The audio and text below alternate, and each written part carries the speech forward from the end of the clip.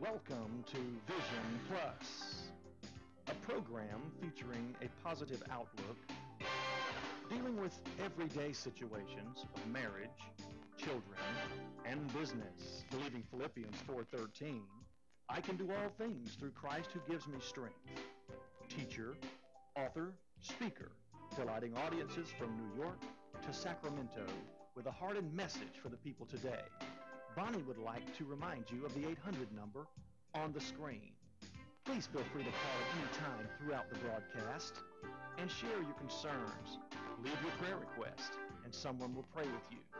And now, teacher, author, and speaker, Bonnie. We have something that I know maybe the young people, but I can tell you for sure that mothers and grandmothers would like to have this information and learn about this testimony.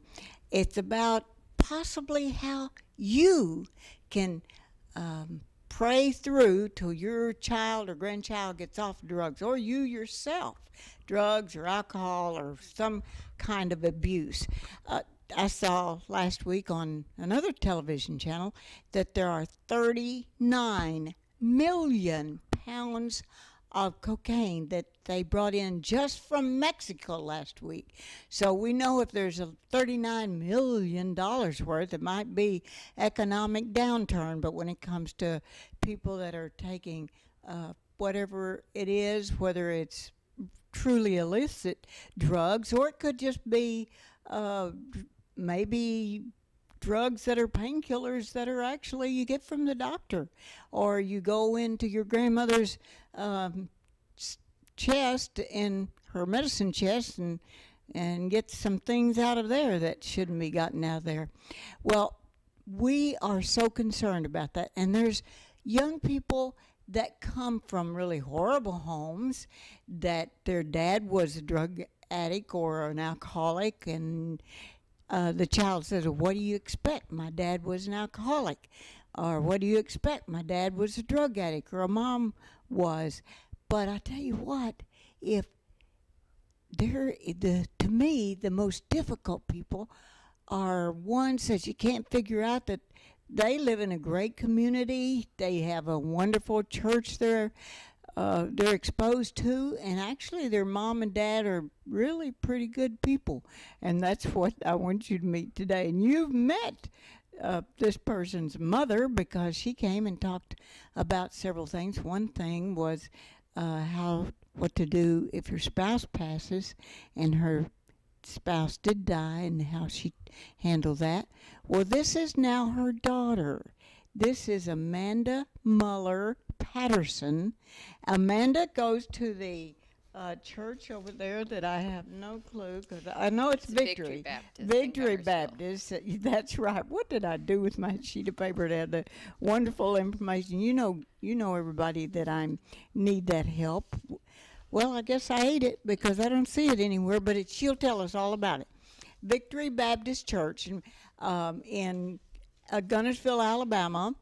And for some of you that are going to hear she did it, I know our editor, Thaddeus, you will want to get this. Amanda Muller-Patterson. She was a Muller and married Patterson. And her phone number, we'll give you that to you before the end of the program, from Victory Baptist Church, Gunnersville, Alabama. But she wasn't always at that church, and she wasn't always what you're going to find out today. She's gone through her hills and valleys, as it seems like when you read in the Old Testament and the New Testament too, where it says that there are people that are really just love the Lord with all their heart, and then their child may not. And then their grandchild may come back again. So it's really interesting how that happens. And the drug addicts, there's a lot of resources. We hope to get to some of that. But now we have a confession of a former teenage drug addict. But we're going to start in her adult life, because something incredible happened. And that is in her testimony. That is the night she said Well, why don't you tell your story of what Okay. happened that night? Well, my father had just had his stroke. So I was at a point where I was really feeling like maybe my life had gone the wrong direction.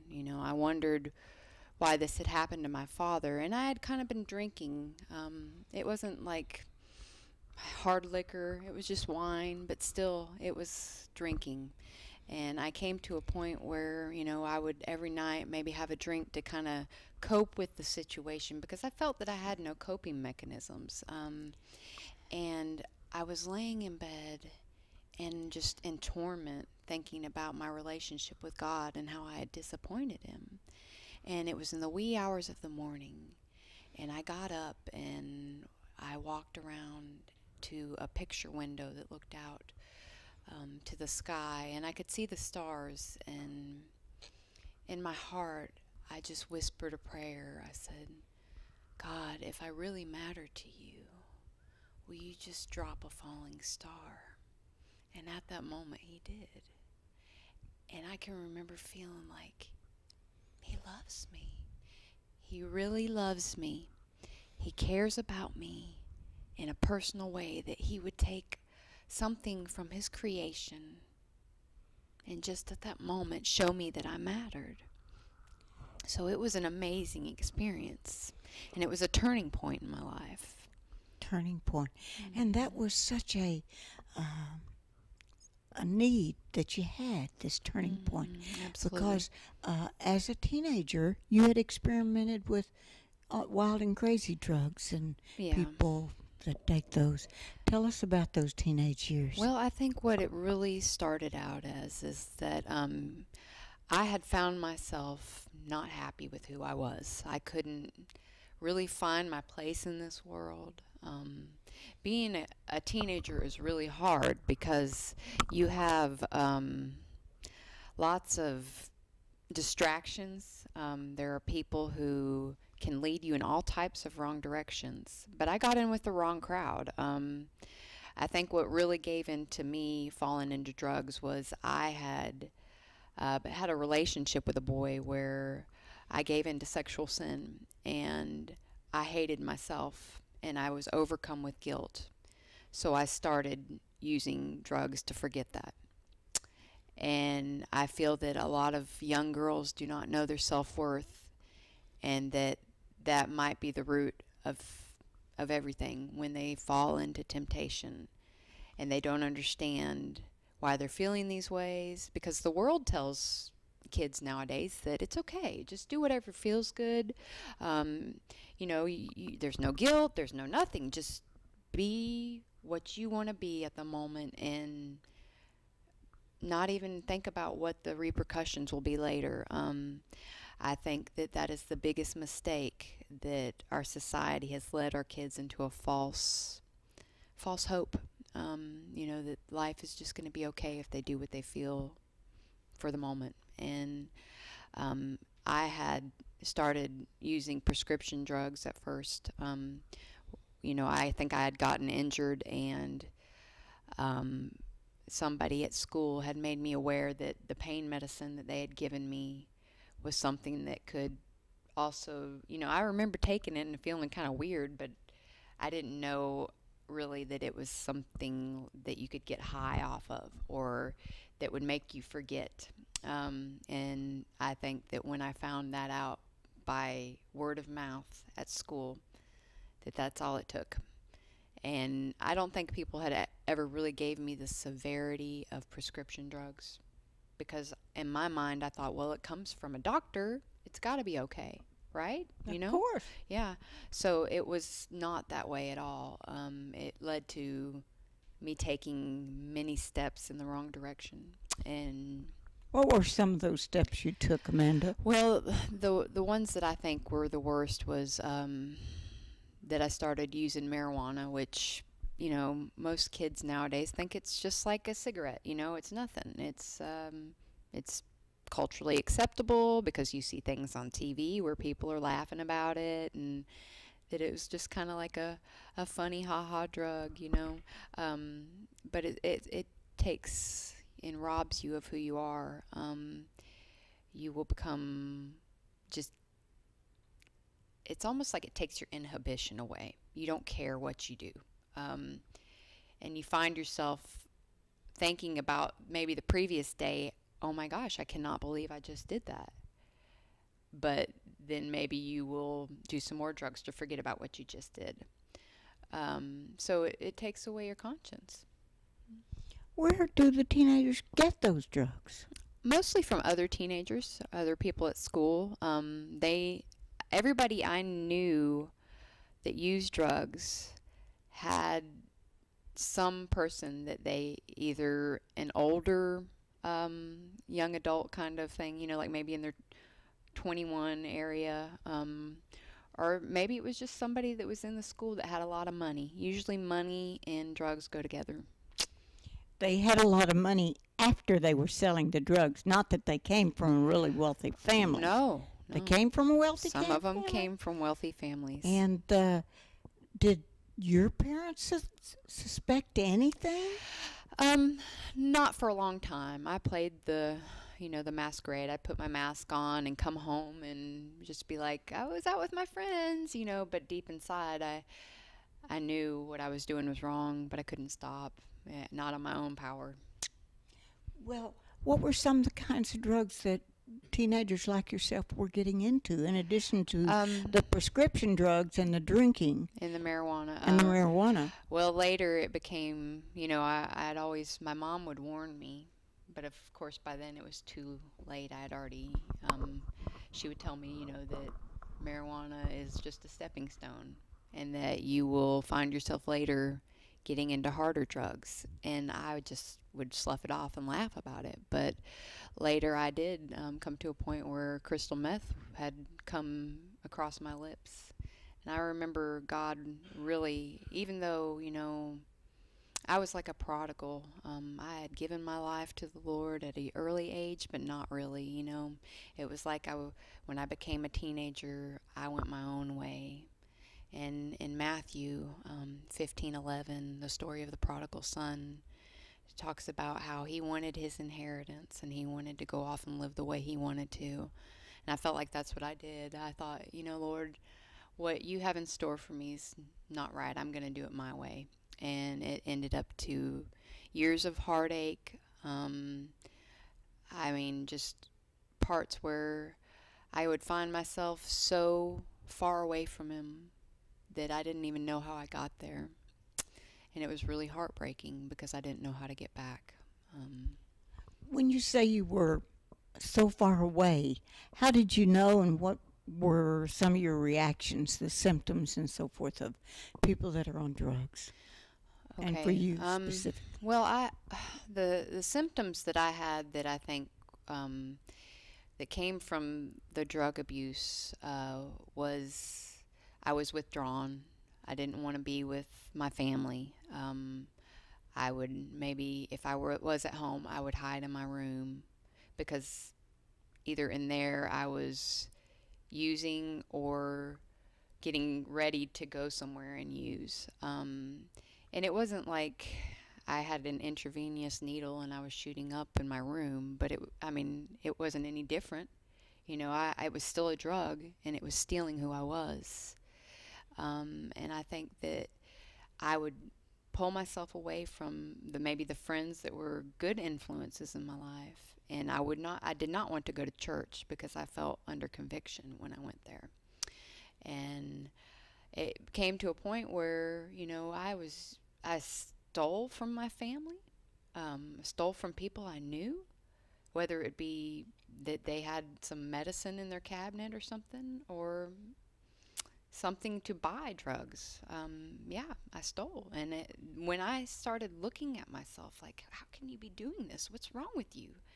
You would steal like items around the house or something. And how did you find a place to sell those? At the pawn shop. It was as easy as that. And I think a lot of teenagers and people who are on drugs they'll find an avenue, either through somebody that they know that is selling the drugs will buy that, or kind of like barter, with them. And it's just a horribly miserable life. And Would you eat regular meals? Did you lose a lot of weight? Because symptoms sometimes are losing a lot of weight. With the marijuana use, it was more, you heard the munchies, people who have used marijuana, they feel like they got to go and eat, or kind of. Do they gain some weight then? Sometimes? Maybe sometimes, but But they want to eat that's a a lot. depressant. So yes, it will kind of depress your system, and maybe sometimes you will gain weight. But if you use something like crystal meth or some kind of stimulant, you lose weight. And I think the biggest thing, the indications that you can have for a child who you may have some questions about, are they on drugs, is if you talk to them and they avert their eyes, or they just don't want to have a conversation with you about something like that. And what are some other symptoms, or so that people will know maybe my child is on drugs or maybe my friend is? And like your good friends that you stayed away from and you wanted to stay with your other friends, did they say anything to you about what was going on with you? Well, I mean, I did have some people that were concerned, but most of the time they didn't want to confront the issue. I think when it's a teenager, they're afraid, that maybe how you'll receive it, or maybe they don't know how to approach it. And I think the thing about it is if somebody was sick, like had the flu or a serious life-threatening illness, that person could not get up on their own. They would need somebody to carry them to the doctor. And that's the way it is when somebody's got a drug addiction. They need somebody to stand in the gap for them and make sure that they're fighting for them, because that person doesn't have the will to at the time. Well, let's just recap. If someone suspects that maybe their child or grandchild or friend is on drugs, they want to stay in their room a lot. Yeah, stay in their room. They isolate themselves from people maybe that they were hanging out before. Don't want to go to church. Don't want to go to church. What are some of the other things? Maybe spending money and not knowing where it's going. I see. Like, say you gave Do they a child. sometimes have a job, maybe? Yes, and yet I had a job. You did? Mm-hmm, And how did you function at your job? It would be that most of the people that I worked with were doing the same thing I was. I heard that about one of the stores where that even the managers were doing. In fact, they were getting the workers, the young people, getting them drugs for. It was. They ended up a month without too much month at the end of the money. Yeah. And so you would actually steal maybe from parents or grandparents or friends. Yeah. It would. I usually wouldn't go, and steal from people who were like not people that I didn't know. It was mostly people you knew. People I knew. That's so amazing. Yeah. And did your parents or anyone ever say, you know what, I had a vase, I had an iPad, an iPod, or something? There was a moment or two where I was asked by my mother, what would she ask you? Where something was? Yes. And was it, what kind of thing was it? Like an electronic thing. Yeah. But I had... Because that's probably the easiest to sell. And also gold. Any kind of jewelry would be a terrible thing to be lying around.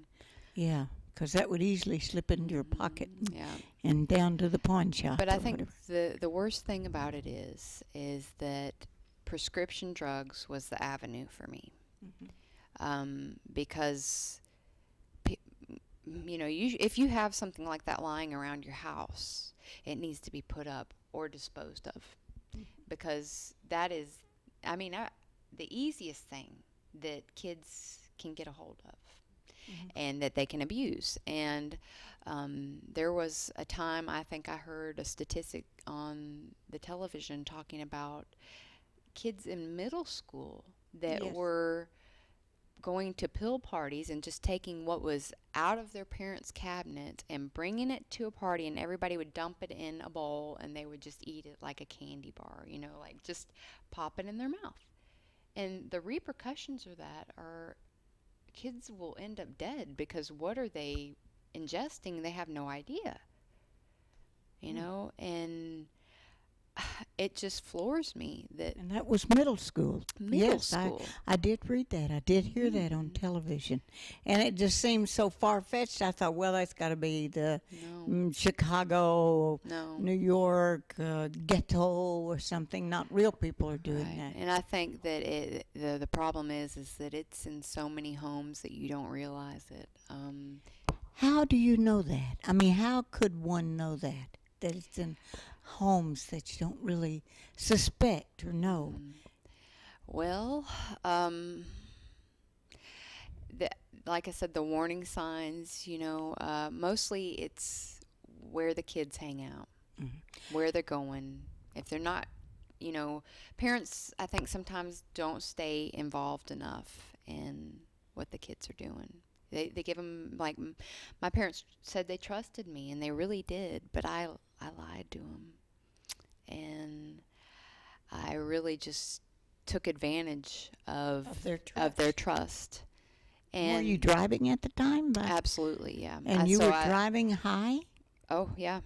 Uh-huh. Many times that I did. Did you have any near accidents or scary situation? Why do you think that? Because God was protecting me and the other people. Absolutely. If I would have had an incident where I would have taken somebody's life, you know, I'm so thankful that God was in control during those times.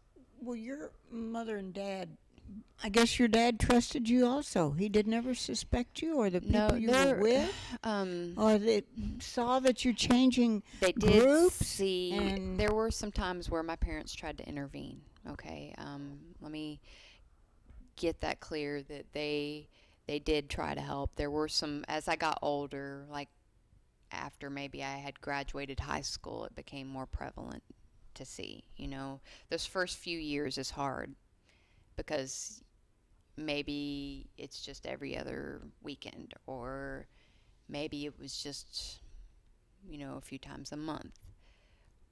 But it still was a stepping stone for later on. what about who you married? You married? You're still married to the same husband, aren't you? Yes, I am. And had children? And then tell me, some things were going on then. Okay, well, my husband and I were both lost as could be in the world. He had never had a relationship with Jesus Christ. Like I said, I was a prodigal. I had left and said, I want to do things my way. But God brought us together, and the amazing thing about that is that He has done amazing things in our lives. He has restored us. You know, there was a moment where I know my parents were praying for the situation. I became pregnant with my first child, and I think God did that because He knew I didn't feel like I was worth enough to stop, but I felt like a child was. I knew that the child inside me, I did not want to have drugs come into their system, so I stopped what I was doing. You could stop? I did. How did you stop? I've heard I people stopped using for my son, but it while was you still were pregnant. But it was still what? in the back of my mind. You were still desiring it. Oh, absolutely. Like Yeah. how often? Daily. I would think about it all the time. It would be something that would come into my mind, and I would be like, no, you know, I cannot do that. I have a child inside me, and I don't want to damage him. And, you know, my husband actually came to know the Lord in a jail cell. How did that come about? Well, when we Amanda? this is amazing that when we had come to the point where we were realized that we were pregnant, we were going to have a child together. He had so many things from his past that he wanted to start doing things right, and he had got a job, but when he went down to get his ID, all the warrants had come up, and they came and they took him to jail. And When he applied for the job, when he went to get his license, yeah, like driver's license. driver's license, because he did not And have it. what warrants were what for? Drugs, yeah, they were for drugs. And So the police knew he was taking drugs and doing drugs. well, yeah, but you can, they can only do so much. If you're not going to come and you're going to hide from the police or do things like that, then you can outrun it until there comes a time where you have to, fess up and stand on what you, pay for what you did. And he actually had gotten taken to jail somewhere in Birmingham, and a prison ministry had come in. Really? Yeah, prison Oh, ministry. that's so exciting to know that Yeah. prison ministry. Because I go over to the Limestone prison sometimes and work with the guys, and you wonder if anybody's yeah. ever helped, or they Well, just looking at you with glassy eyes yeah. and nothing's happening. So Well, you really were touched. Yeah, he gave his life to Christ there, and that moment he's never used a drug since. Oh, how exciting. And It you're is going to have to amazing. wait till next week to hear the rest of the story. We're talking with Amanda Muller Patterson from Victory Baptist Church of Gunnersville. Now, you got to find out how that all came together, and you'll get to do that next week when she tells a little bit more about Jeremy and Amanda Patterson, Associate Youth Pastor, pastor and youth pastor at Victory Baptist Church. You got to find out about that name too. So if you want to know more about how you can get off of drugs, how your child or grandchild can get off of drugs, this is an opportunity. We do want to tell you that I have quite a bit of literature here for you that I will send to you, and it will come. Tony, bring that over here. It will come to you at no charge to you if you just call that toll-free number, whether this is on YouTube or on the internet where we do video streaming, or if it's the DVD. I just want you to know that we do have some numbers, some material that we can get to help you. So we will see Amanda Muller Patterson next week. Again at 8 o'clock on Saturday night, when you just may be flipping through your computer and there she is, Channel 3. And I do want to say that is, we have a new sponsor, and I want you to say that Makeup by Mary Khalil of Derma Enhancement in Huntsville, Alabama at 256-533-2424. And Amanda, give us your phone number again of the church. Okay, it's 256-582-5054, and that is Victory Baptist Church of Gunnersville. That's 5054 in Gunnersville, Alabama, 582. And we're happy that you joined us and that Tony took time out of his busy schedule. He's working on an invention he's going to get done, and we're mostly happy that you joined us. And thank you for doing that, and bless your heart for watching.